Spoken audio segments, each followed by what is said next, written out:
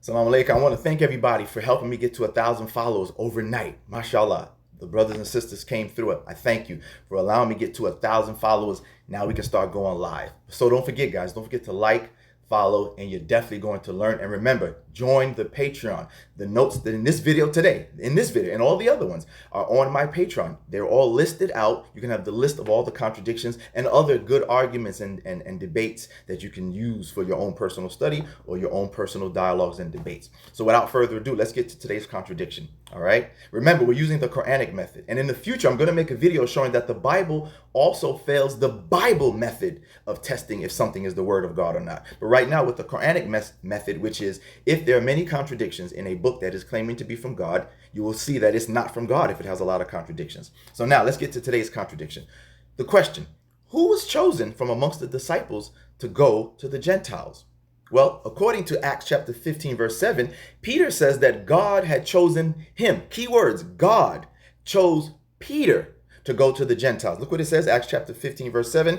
Peter says, God made a choice among us that the Gentiles by my mouth, by Peter's mouth, should hear the word of the gospel and believe. The contradiction.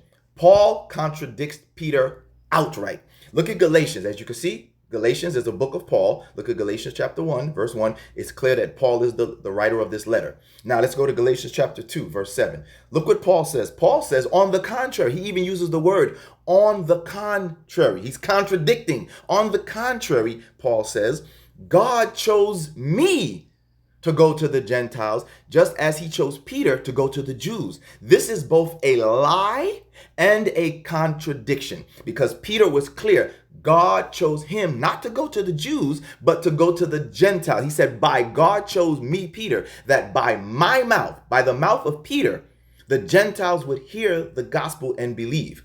Paul says, no, on the contrary, God chose me, Paul, to go to the Gentiles, as he chose Peter to go to the Jews. This is an outright lie. You can't refute it.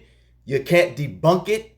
You can't explain it away. It is clear that Peter said God chose him to go to the Gentiles, but Paul says, no, God chose Paul to go to the Gentiles, and he chose Peter to go to the Jews. That's a lie. Peter was clear that God chose him to go to the Gentiles. Don't forget, like, follow, and again, these notes for today are on the Patreon. Join it. And again, if you appreciate what I'm doing and you just want to support your brother, just go on ahead and get me a simple cup of coffee. I appreciate it. It helps me and it lets me know that you guys appreciate and support my work. All praise is due to Allah. Assalamu alaikum. And thank you for letting me get to 1,000 followers.